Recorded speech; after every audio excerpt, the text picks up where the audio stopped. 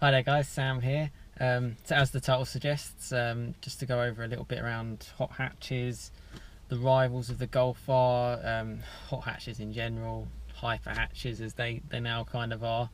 We're sort of packing over kind of like 300 brake horsepower. It's sort of a step above of what it used to be. Hot hatches such as the Fiesta ST are now probably classed as almost warm hatches just because of the power output and 0 to 60 times and bits. For me, they're all kind of hot hatches, and cars which I enjoy, which I love so much. And honestly, I'd probably say to myself, if I had all the money in the world to buy all the cars in the world, I'd still probably find myself having a hot hatch, and it'd probably be the car that I used every day. And I think a lot of people, possibly including yourselves who kind of watch my kind of videos or other people's videos, would probably feel the same. And they're so usable day to day. The usability of the car to then be able to kind of take on a sports car and to have so much fun when driving them is such a great trait to have. When I say all money in the world, a lot more money than I have now. And to have a hot hatch around £30,000, which I admit is still a lot of money, but a car that can do everything is fantastic. Certainly you can even get a hot hatch for even less than that, such as the Fiesta ST. So I'll start basically comparing some of the cars, particularly the ones that I've kind of driven myself or test driven. So I've actually been reading a few magazines. The latest one from Evo is really good. You've got, like, if you can just see on the camera, so you've got like the Focus RS, the new Civic Type R. They didn't really wait long to bring out a new one. There's also a Seat Leon Cupra, which didn't actually do very well, bit of a spoiler on that one. But they're all packing sort of 300, 350 brake horsepower. Obviously, starting with the Focus RS, I've driven that car, 350 brake horsepower, bags of fun, sort of around, you're looking around £32,000 for that car. It's fun personified. It's a load of fun, makes a load of noise. From my view, didn't actually feel that quick. I didn't actually notice it feeling that much quicker than my Fiesta actually, and that is again down to weight. The Focus RS is a lot heavier than even the Golf R. It tips the scales. I think it's around 1,550 kilos, which is a lot, and that's before you get a few people sitting in it. The car itself is a load of fun, obviously a bit more rear biased. I would say for a hot hatch for the weekend, I'd say it's perfect. Could I daily it? I think with the ride wise, I think it was too similar to my Fiesta ST with the ride. It was quite rock solid, and as a result, from my personal experience, I didn't notice that much different, and because of that, I was certainly not prepared to spend an extra £23,000 on top of my Fiesta ST to essentially get what I felt was the similar type of car. Also, space inside, the boot space is really bad in the Focus RS. Looks wise, I think that current generation of Focus doesn't look that great. I think the Focus RS probably looks the best of them all in terms of the Ford Focus cars. But that's kind of my little overview on the Ford Focus. And certainly when you go around corners, it's a load of fun. A45 AMG, whether it's facelift, pre-facelift, I've kind of gone over that a little bit. If you check out my CLA 45 video, but the A45, step above again in price. You're looking around sort of £40,000+ before you spec it up. It's a really expensive car, but it has a lot to give. You've got 5 doors. With the pre-facelift ones, it's a lot more comfortable, but you can still feel it in the corners. Again, it felt heavy, but because it had nearly 380 brake horsepower, you didn't really feel that when you're on the move. Looks wise, A-Class looks really great. Practicality wise, it's a bit cramped inside, where the Golf, for example, feels really airy. The A-Class feels quite tight. But for fun and enjoyment, you're still going to have it. Servicing costs, running costs, badge costs are a lot more as a result than the Ford or even the VW. I love the sound of it, and certainly, to be honest, if it was, you're looking at 10 grand less, if it was around £30,000, it'd probably be a no-brainer. It's that kind of a quality product. Moving on to kind of others, you've got the new Civic Type R. I haven't driven it. I have been in a facelift again. Civic Type R. I think looks wise, that's the main thing for me. When you every person is different. Some people, they get a car because they want to have something different, and I think, and I'm probably one of those people as well. I certainly wouldn't own a generic Golf. You know, even if a Golf is sort of run-of-the-mill kind of ordinary, I certainly would want the most exciting version, which is what I've got. And the Civic Type R, the moment you look at it, you'd have a few people taking a few glances at it, because it's kind of like, it's that kind of a car. It's you know, does it look particularly nice? Probably not. It looks quite a confusing car. I mean, you tell me. In red, looks quite cool. But the main part about that car is its roundability. What they did, they improved the comfort side of it. So you can actually use it, particularly on UK roads, which are shocking. You can use it day to day. A lot more comfortable, apparently, than the Ford Focus RS. And as a result of that, you have so much fun. And I will always go on about weight. Because it's only front wheel drive, it weighs a lot less than four wheel drive cars, and as a result, you have less car to pull around. It's still packing around, I think it's nearly 320 brake horsepower in that Civic Type R. You know, I wouldn't want to come up against it, so certainly not. Off the line, okay, maybe four wheel drive is going to beat it, but not for long. You know, it's gonna eventually catch up to you. And in the bends, I bet that's bags of fun. In the wet, probably you'd still have fun, but you wouldn't necessarily be going very fast. And those, it's great to see those kind of cars, because, you know, they look different. They're not run the mill. You can use them day to day, and you can have a bag load of fun in them. You know, you kind of ask the question, why would you have like a sports car? Why would you have a Cayman? Why would you have a Boxster? Why would you have whatever, two-seater convertible, whatever you want, for a weekend blast kind of car, when, you know, I've done videos on this Golf R. You know, you can take any one of those hot hatches on the weekend and have so much fun, and then you come to Monday morning and you know, you're up to work or whatever, and you know, you can cruise in comfort. When you come back from work, you've had a stressful day, you can then have some fun in your car, traffic dependent. And that's great. And going on to the kind of the final one, I know I haven't really gone through every single hot hatch or hyper hatch. There's so many out there. You know my thoughts on the Fiesta ST. I love it. I think it's a great car. Interested to see what the next one's like. But the Golf R, you know, and I've seen some comments, and you know, obviously you guys probably like me as well. You check other YouTube videos, whether it's just people like me or professional YouTubers who do it for a living, and certainly some of the ones who just have, say they, you know, one guy owned a Focus RS, and he was basically like, you know, how fun his Focus was, and yeah, it is fun. And he'd kind of say, he'd say the Golf R was, you know, a bit boring, a bit bland. I think he compared it to a Labrador. And I just kind of watching, I was like, you haven't actually driven the car, for one thing, or well, I don't know, he might have driven it, and you turn the traction control off on this and you go for a blast in a B road. Is the smile on your face going to be more or less than on a Focus RS? I don't think there'd be that much in it. I still think, I mean, I smile when I give this some, you know, when you lift off the exhaust, you get subtle sort of cracks and pops in the Golf R. Okay, the Focus is louder, but it's almost artificial in some ways, where the Golf R almost actually kind of sounds real, even though it's still kind of, I think it's dropping exhaust or fuel in the exhaust at the back.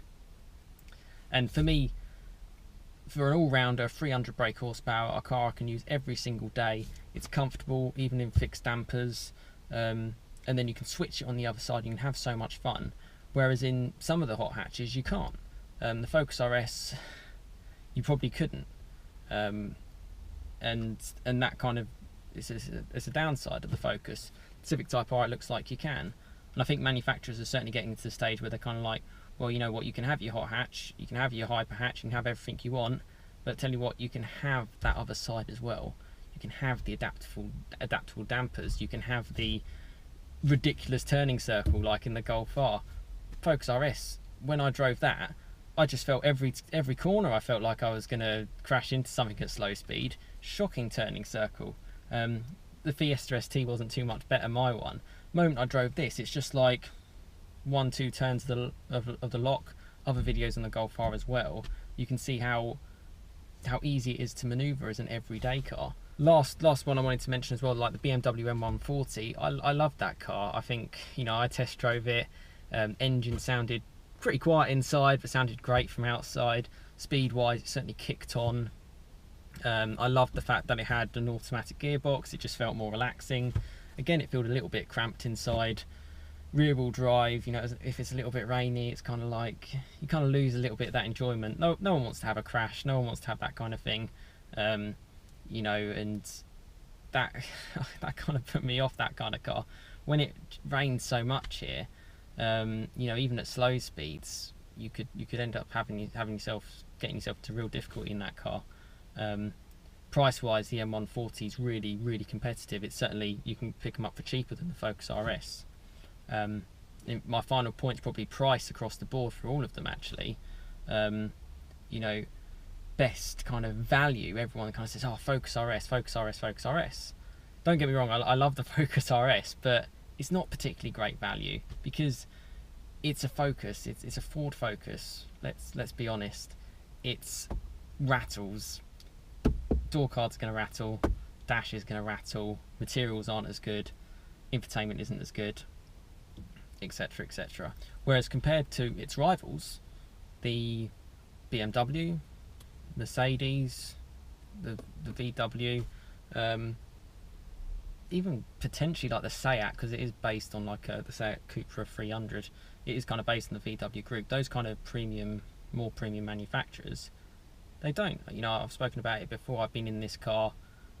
You can do 70 miles an hour. You can have a conversation in it. It's lovely and quiet.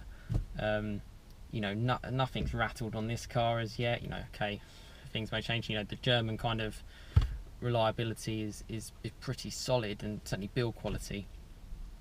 And that kind of quality nature is really good. And obviously BMW speak for themselves.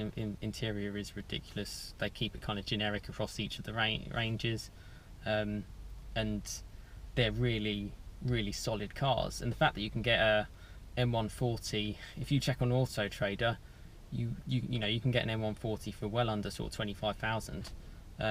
Golf R's as well, Mk7s, you can get them for well under that, and that means you've taken sort of the depreciation hits. And as a result, you can kind of have a little bit, well, you have a little bit more money in your pocket straight away, because you know, the best I've seen on a Focus RS is sort of around sort of 27,000, and that'd be a 2016 plate with 20,000 miles or something. And you know, if you want to buy one new, you're still not really going to get any change out of 33 grand. And price is a big factor. It's a big factor for everyone. And I just think that's such an important point to say. To say I can have this Golf R for what I paid for it, which was, if you watch my other videos, you'll know what I paid. It was under sort of 25 grand for a very low mile 2017 plate Mk7 Golf R. I think that's just ridiculous value for money.